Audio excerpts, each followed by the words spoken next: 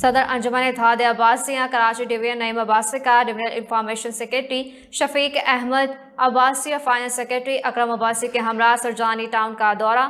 سابق صدر ضلعی وسطی اور سرپرست اعلیٰ انجمن اتحاد عباسیہ سرجانی ٹاؤن اشرف عباسی، سرپرست وحید عباسی، سابق جنرل سیکرٹری ضلع وسطی حمزہ وحید عباسی اور دیگر احباب نے کراچی ڈویژن کے عہدیداروں کا استقبال کیا۔ اشرف عباسی اور حمزہ عباسی نے سرجانی ٹاؤن کی تنظیم سازی اور مستقبل کی حکمت عملی سے کراچی ڈویژن کو آگاہ کیا۔ لیڈیز ونگ کے قیام کے حوالے سے محترمہ سمرین عباسی نے اپنا موقف پیش کیا اور ماضی کی طرح ایک مضبوط لیڈیز ونگ کے قیام کی یقین دہانی کروائی۔ صدر کراچی ڈویژن نعیم عباسی اور شفیق احمد عباسی نے اشرف عباسی اور حمزہ وحید عباسی کو بھرپور تعاون کی یقین دہانی کروائی اور کہا کہ اشرف عباسی نے ماضی میں بھی عظیم الشان کنونشن کے ذریعے تاریخ رقم کی اور ہم امید کرتے ہیں کہ وہ اپنی قائدانہ صلاحیتوں کے ذریعے سرجانی ٹاؤن کو ایک مثالی ٹاؤن بنانے میں اہم کردار ادا کریں گے۔ نعیم عباسی نے مزید کہا کہ حمزہ وحید عباسی کی قیادت میں سرجانی ٹاؤن کی نئی کابینہ باصلاحیت احباب پر مشتمل ہے۔ ان کے جوش و جذبے اور برادری سے والہانہ کو ہم خراج تحسین پیش کرتے ہیں اور امید کرتے ہیں کہ یہ نوجوان اشرف عباسی، وحید عباسی کی سرپرستی اور حمزہ عباسی کی قیادت میں اپنی صلاحیتوں کا لوہا منوائیں گے اور سرجانی ٹاؤن انجمن کا ایک مضبوط قلعہ ثابت ہوگا۔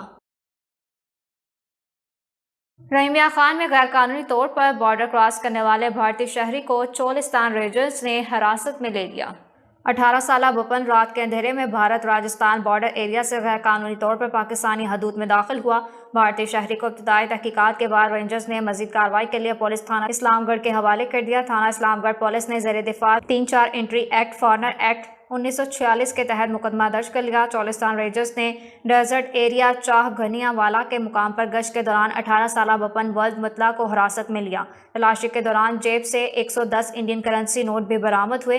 دوران دریافت بپن اپنی موجودگی کی کوئی معقول جگہ اور وجہ نہ بتا سکا۔ 18 سالہ بپن انڈین نیشنلٹی بغیر کسی معقول وجہ کے بارڈر پاکستان کراس کر کے آیا۔ مقدمے کا متن: دوران تفتیش 18 سالہ بپن ولد مطلع کا تعلق صوبہ راجستھان MP انڈیا سے ہے۔ اور آپ کو بتاتے چلیں، کراچی ویسٹ گلشن مموار پولیس نے اشتہار مطلوب ملزم کو گرفتار کر لیا۔ ملزم تھانہ گلشن مموار کے مقدمہ الزام میں اشتہار مطلوب تھا۔ نشے کے عادی گرفتار ملزم سے موقع پر چرس اور نقدی رقم بھی برآمد کر لی گئی۔ گرفتار ملزم کے خلاف برآمدہ چرس کا مقدمہ علیحدہ سے درج کر لیا گیا ہے۔ ملزم کو مزید قانونی کارروائی کے لیے تفتیشی حکام کے حوالے کر دیا گیا ہے۔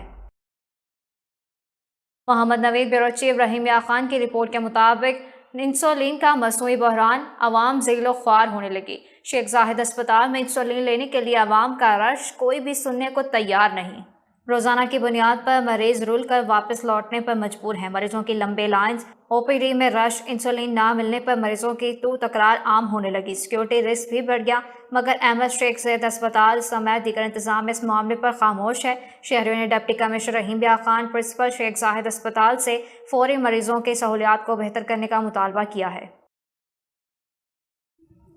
سرگودا میں نمبردار چک قریشیاں مخدوم یوسف شاہ قریشی کے پوتے سینئر نائب صدر مسلم لیگ نون تحصیل سلام والی مخدوم شاہ کمیٹ قریشی، سابقہ صدر تحصیل بار ساہیوال مخدوم غلام علی شاہ قریشی کے بھتیجے اور divisional manager APP Sargodha station Makhdoom Shah Latif کے بیٹے مخدوم اویس شاہ قریشی کی دعوت ولیمہ میں علاقے بھر کے سیاسی و سماجی شخصیات نے بھرپور شرکت کی اور نیک تمناؤں کا اظہار کیا۔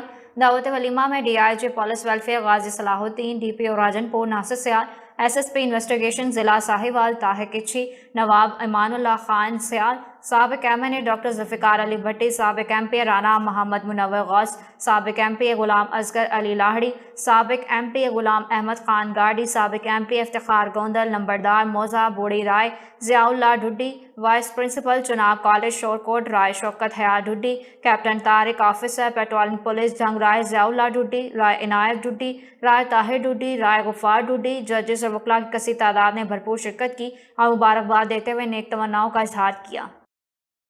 سرگودا میں ترکش NGO IHH انسانی یاردم وقفے کے وفد نے یتیم بچوں کے ساتھ اظہار یکجہتی کا دن منانے کے لیے خبیب گرلز اسکول اور کالج سرگودا کا دورہ کیا۔ وائس چیئرمین خبیب فاؤنڈیشن کرنل ریٹائر مظہر الاسلام اور پرنسپل اور پروجیکٹ ڈائریکٹر خبیب گرلز اسکول اور کالج سرگودا میڈم ثروت انصر نے وفد کا پرتپاک استقبال کیا۔ وفد نے سارا دن اسکول میں گزارا اور مختلف تقریبات میں شرکت کی۔ سب سے پہلے انہوں نے خبیب گرلز اسکول اور کالجز مختلف اسکولوں کا دورہ کیا، یتیم بچوں سے ملاقات کی۔ ترکش NGO IHH انسانی یارڈم وقفی کے وفد نے دوپہر کا کھانا یتیم بچیوں کے ہمراہ کھایا اور نئے تعمیر شدہ ہاسٹل میں پودے لگا کر شجرکاری کی۔ وفد کے اعزاز میں پروکار تقریب کا انعقاد کیا گیا، جس میں بچیوں نے پاکستانی اور ترکش ترانوں پر مختلف ٹیبلوز پیش کیے۔ تائیکوانڈو کی بچیوں نے اپنی مہارت کے جوہر دکھائے اور خوبداد وصول کی۔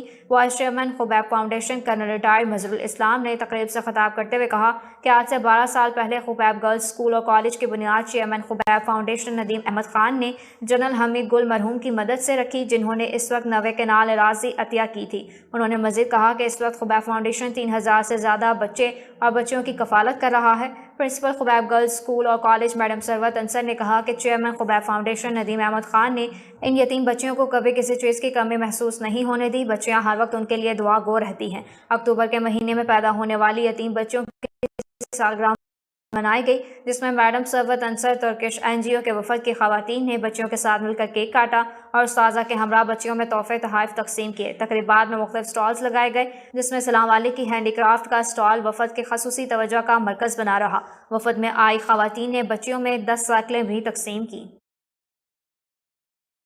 سرگودا میں سرکاری ملازمین استاذہ کی گرفتاری اور پولیس تشدد کے خلاف 7ویں روز بھی احتجاج جاری ہے۔ مطالبات کے حق میں ہزاروں ملازمین اور استاذہ نے کمشنر آفس کے باہر دھرنا دے دیا۔ سرکاری دفاتر، اسپتالوں، اسکولز میں کلرکوں اور استاذہ کی ہڑتال 7ویں روز میں داخل ہو گئی۔ لیو انکیشمنٹ اور پینشنز کے حوالے سے حکومت پنجاب کے فیصلہ کے خلاف شدید نعرے بازی کی گئی۔ احتجاجی شرکاء کا کہنا ہے کہ لاہور میں اپنے جائز مطالبات کے حق میں احتجاج کے دوران تشدد اور گرفتاریوں کی مذمت کرتے ہیں۔